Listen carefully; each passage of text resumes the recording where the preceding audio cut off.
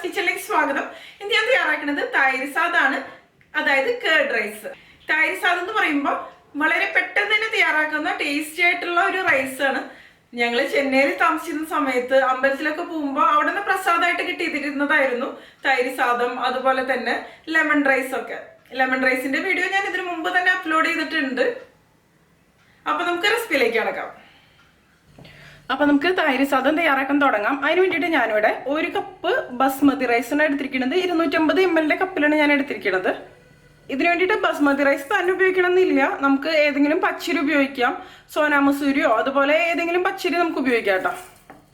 ഇനി നന്നായിട്ടൊന്ന് വാഷ് ചെയ്തെടുക്കാം. ഞാനിതിപ്പോൾ സോക്ക് ചെയ്തെടുത്തിട്ടൊന്നുമില്ല. സോക്ക് ചെയ്തെടുക്കാൻ നിങ്ങൾക്ക് വേണമെന്നുണ്ടെങ്കിൽ ഒരു അരമണിക്കൂറൊക്കെ വെള്ളത്തിൽ കുതിർത്തിയെടുക്കാം. അപ്പോൾ പെട്ടെന്ന് തന്നെ കുക്കായിട്ട് വരും. ഞാനിത് നന്നായിട്ട് വാഷ് ചെയ്ത് കൊണ്ടുവരാം. ഇതിപ്പോൾ ഞാൻ നന്നായിട്ട് തന്നെ കഴുകിയെടുത്തിട്ടുണ്ട്. ഒരു കുക്കറിലോട്ട് ഇട്ട് കൊടുത്തിട്ടുണ്ട്. ഇതിലേക്ക് നമുക്കിനി 3 കപ്പ് വെള്ളം ഒഴിച്ചു കൊടുക്കാം. 1 കപ്പ് അരിക്ക് 3 കപ്പ് വെള്ളമാണ് ഞാൻ എടുത്തിരിക്കുന്നത്. സാധാരണ നമ്മൾ ബിരിയാണിക്കോ അതുപോലെ തന്നെ ഫ്രൈഡ് റൈസിനൊക്കെ വെള്ളം എടുക്കുമ്പോൾ നമ്മൾ ഇത്രയധികം വെള്ളം ഉപയോഗിക്കാറില്ല. കേർഡ് റൈസിനെന്ന് പറയുമ്പോൾ നന്നായിട്ട് റൈസ് കുക്കായിട്ട് കുറച്ച് കുഴഞ്ഞിരിക്കണ ഒരു രീതിയിലാണ് വേണ്ടത്. അപ്പോഴാണ് കേർഡ് റൈസ് കഴിക്കാൻ കുറച്ച് ടേസ്റ്റ് ഉണ്ടാവുള്ളൂ. ഇതിൽ നമുക്ക് കുറച്ച് ഉപ്പ് ചേർത്ത് കൊടുക്കാം. അതിനുശേഷം നന്നായിട്ടൊന്ന് മിക്സ് ചെയ്തെടുക്കാം. വേറെ ഏതെങ്കിലും ടൈപ്പ് റൈസ് ഒക്കെ ഉണ്ടാക്കാൻ വേണ്ടിയിട്ട് നമ്മൾ അരി വേവിച്ചെടുക്കുമ്പോൾ ഒരുപാട് അങ്ങോട്ട് കുഴഞ്ഞു പോയില്ലേ. ഇപ്പോൾ ബിരിയാണി, ഫ്രൈഡ് റൈസോ അങ്ങനെ എന്തെങ്കിലുമൊക്കെ ഉണ്ടാക്കാൻ വേണ്ടിയിട്ട്. അപ്പോൾ കുഴഞ്ഞു പോയി കഴിഞ്ഞാൽ എത്ര കുഴഞ്ഞു പോയാലും നമുക്ക് കേർഡ് റൈസ് തയ്യാറാക്കാൻ പറ്റും. പക്ഷേ ഫ്രൈഡ് റൈസോ ബിരിയാണിയോ ഒന്നും കുഴഞ്ഞു പോയി കഴിഞ്ഞാൽ നമുക്ക് ഉണ്ടാക്കി കഴിഞ്ഞാൽ ഒരു ടേസ്റ്റ് ഉണ്ടാവില്ലല്ലോ. ഇതിനെ അടച്ചു വെച്ച് നമുക്ക് വേവിച്ചെടുക്കാം. ഞാനിത് മീഡിയം ഫ്ലെയിമിൽ വെച്ചിട്ട് 3 വിസിൽ വരണവരെയാണ് കുക്ക് ചെയ്തെടുക്കുന്നത്. അപ്പോഴേക്കും ഇത് നന്നായിട്ട് കുക്കായിട്ട് വന്നിട്ടുണ്ടാവും. ഇപ്പം ഇത് 3 വിസിൽ വന്നിട്ടുണ്ട്. ഞാൻ ഫ്ലെയിം ഓഫ് ചെയ്ത് കൊടുത്തു. ഇനി ഇതിൻ്റെ കംപ്ലീറ്റ് പ്രഷർ പോയതിന് ശേഷം നമുക്ക് തുറന്ന് നോക്കാം. നമുക്കിനി ഇതൊന്ന് തുറന്ന് നോക്കാം. ഇപ്പം കണ്ടില്ലേ, ഇത് നന്നായിട്ട് തന്നെ വെന്ത് വന്നിട്ടുണ്ട്. ഈ ഒരു രീതിയിലാണ് കേർഡ് റൈസിന് അരി വെന്ത് വരേണ്ടത്. അത് കാര്യമാണ് നമ്മളിതിൽ കൂടുതൽ വെള്ളം ഒഴിച്ചത്. ഇനി ഇതിപ്പോൾ നമ്മൾ മാഷ് ചെയ്തെടുക്കേണ്ട ആവശ്യമൊന്നുമില്ല. ഇതുപോലെ തവി വെച്ചൊന്ന് ചെയ്താൽ മതി. അല്ലാന്നുണ്ടെങ്കിൽ ഒന്ന് പൊട്ടറ്റോ മാഷറോ അല്ലാന്നുണ്ടെങ്കിൽ തവിയോ എന്തെങ്കിലും വെച്ചൊന്ന് മാഷ് ചെയ്തെടുക്കാം. ഞാനൊരു പ്ലേറ്റിൽ ഇട്ട് കൊടുക്കണം തണുക്കാൻ വേണ്ടിയിട്ട്.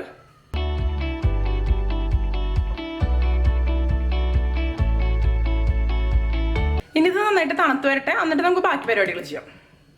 ഇപ്പം ഈ ചോറ് നന്നായിട്ട് തന്നെ തണുത്ത് വന്നിട്ടുണ്ട്.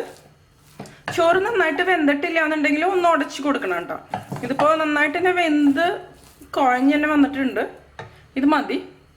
ഇനി നമുക്കിതിലേക്ക് ഒഴിച്ചു കൊടുക്കേണ്ടത് തൈരാണ്. ഞാൻ ഒഴിച്ചു കൊടുത്തതിന് ശേഷം പറയാം എത്രയ്ക്ക് ഞാൻ ചേർത്തു എന്ന്. കുറേശ്ശായിട്ട് ഒഴിച്ചു കൊടുക്കാം. അതിനുശേഷം ഇത് നമുക്ക് നന്നായിട്ടൊന്ന് മിക്സ് ചെയ്തെടുക്കാം. നിങ്ങളിതിപ്പോൾ രാവിലെ ഉണ്ടാക്കി വെച്ചിട്ട് ഉച്ചയ്ക്കാണ് കഴിക്കണുള്ളൂ എന്നുണ്ടെങ്കിൽ നിങ്ങൾക്ക് ഇതിലേക്ക് പാല് ചേർത്ത് കൊടുക്കാം. അപ്പോൾ തൈര് ഇത്രയ്ക്ക് ഒരു അളവിൽ ചേർക്കേണ്ട ആവശ്യമില്ല. ഞാനിതിപ്പോൾ ഇപ്പം തന്നെ കഴിക്കാൻ വേണ്ടിയിട്ടായ കാരണമാണ് തൈര് ഇത്രയ്ക്ക് അളവിൽ ചേർക്കണത്.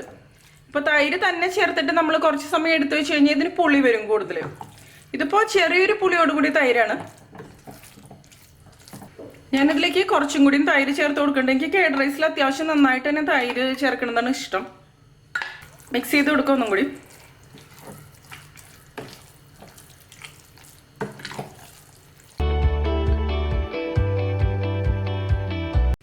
ഞാനിപ്പോൾ ഇതിലേക്ക് 3 കപ്പ് തൈരാണ് ഒഴിച്ചു കൊടുത്തിരിക്കുന്നത്.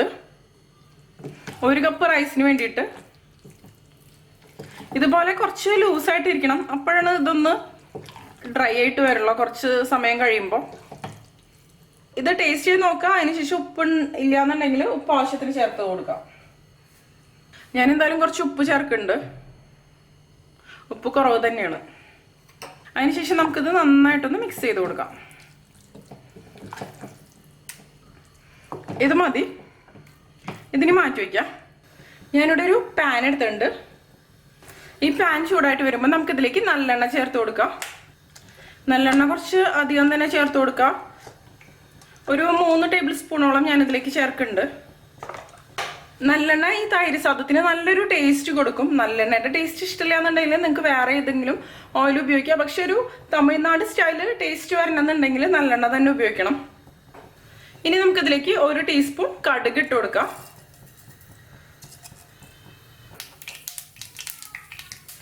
കടുക് ഇപ്പോൾ പൊട്ടി തുടങ്ങിയിട്ടുണ്ട്. നമുക്കിനി ഇതിലേക്ക് 2 വറ്റൽമുളക് ഇട്ട് കൊടുക്കാം. നന്നായിട്ടൊന്ന് ഇളക്കി കൊടുക്കാം. അതിനുശേഷം ഇതിലേക്ക് ചേർക്കേണ്ടത് 2 ടീസ്പൂൺ ഇഞ്ചി കൊത്തിയരിഞ്ഞതാണ് ഇട്ട് കൊടുക്കാം.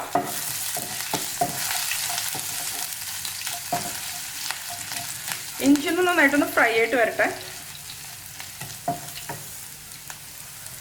ഇതിലേക്ക് നമുക്കൊരു 2-3 തണ്ട് കറിവേപ്പില ഇട്ട് കൊടുക്കാം. പിന്നെ ഒരു വലിയ പച്ചമുളക് മുറിച്ചതും. ഇനി ഞാൻ ഇതിലേക്ക് ചേർക്കുന്നത് ഒരു 10-15 കാഷ്യൂനട്ട് ആണ്. ഇത് വേണമെന്നുണ്ടെങ്കിൽ ഒന്ന് മുറിച്ചിട്ട് കൊടുക്കാം. ഞാനിപ്പോൾ മുറിക്കണില്ല, അങ്ങനെ തന്നെയാണ് ഇട്ട് കൊടുക്കുന്നത്. മുറിച്ചിട്ട് കൊടുക്കുന്നതായിരിക്കും കുറച്ചും കൂടി നല്ലത്. ഇനി ഇതെല്ലാം കൂടി ഒന്ന് നന്നായിട്ടൊന്ന് ഫ്രൈ ആയിട്ട് വരട്ടെ. ഇതിൻ്റെ കൂടെ നമുക്കിനി ചേർത്ത് കൊടുക്കേണ്ടത് കായത്തിൻ്റെ പൊടിയാണ്. ഒരു 1/4 ടീസ്പൂണൊക്കെ മതി, ഒരുപാട് വേണ്ട.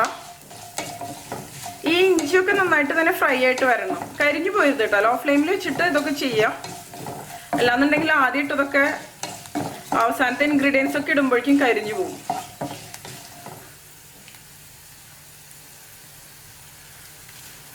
ഈ കായത്തിന്റെ പൊടി ചേർക്കുമ്പോൾ ഒരു പ്രത്യേക ഒരു ഫ്ലേവർ വരും.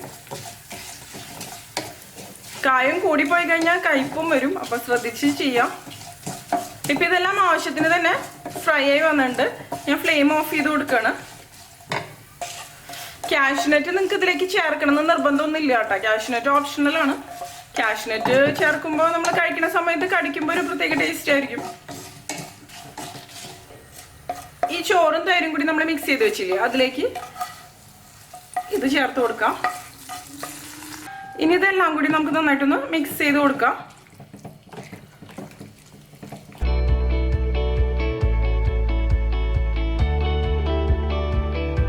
ഇത് നന്നായിട്ട് തന്നെ മിക്സ് ആയിട്ട് വന്നിട്ടുണ്ട്. ഞാനിതിലേക്ക് ഉഴുന്നുപരിപ്പ് ചേർക്കാൻ മറന്നുപോയി. ഞാൻ കുറച്ച് ഓയിലിൽ ഉഴുന്നുപരിപ്പ് ഫ്രൈ ചെയ്തിട്ടിട്ട് ഇതിലേക്ക് ചേർത്ത് കൊടുക്കണം. 1 ടീസ്പൂണാണ് ഞാനിതിന് വേണ്ടിയിട്ട് ഉഴുന്നുപരിപ്പ് എടുത്തിരിക്കുന്നത്. ഇനി ഇത് നന്നായിട്ടൊന്ന് ഫ്രൈ ആയിട്ട് വരട്ടെ. ഉഴുന്നുപരിപ്പ് നിങ്ങൾക്ക് കടുക് ചേർത്ത് കൊടുത്തതിന് ശേഷം ചേർക്കാട്ടോ. ഞാനിപ്പോൾ വിട്ടുപോയ കാര്യമാണ്.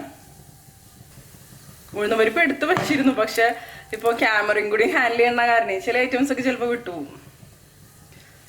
ഇപ്പോൾ ഉഴുന്നുപരിപ്പ് ആവശ്യത്തിന് ഫ്രൈ ആയിട്ട് വന്നിട്ട് നമുക്കിനി ഫ്ലെയിം ഓഫ് ചെയ്ത് കൊടുക്കാം. അതും കൂടി നമുക്കിതിലേക്ക് ഒഴിച്ചു കൊടുക്കാം. അതിനുശേഷം നമുക്കിത് വീണ്ടും നന്നായിട്ടൊന്ന് മിക്സ് ചെയ്ത് കൊടുക്കാം. ഇനി ഇതിലേക്ക് നമുക്ക് വേണമെന്നുണ്ടെങ്കിൽ മാതള നാരങ്ങ ചേർത്ത് കൊടുക്കാം. അതിനുശേഷം മിക്സ് ചെയ്തെടുക്കാം. ചിലവർ ചേർക്കാറുണ്ട് കേഡ് റൈസിലേക്ക്. അത് നമ്മുടെ ഇഷ്ടം, വേണമെന്ന് നിർബന്ധമൊന്നുമില്ല. അതുപോലെ തന്നെ ചിലവർ ഇതിലേക്ക് ക്യാരറ്റ് ഗ്രേറ്റ് ചെയ്ത് ചേർക്കാറുണ്ട്. അതൊക്കെ നമ്മുടെ ഇഷ്ടം. ഞാൻ കുറച്ച് ചേർത്ത് കൊടുക്കുന്നുണ്ട്.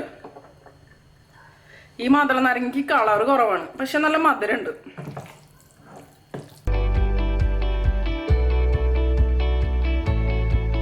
നന്നായിട്ടൊന്ന് മിക്സ് ചെയ്തെടുക്കാം.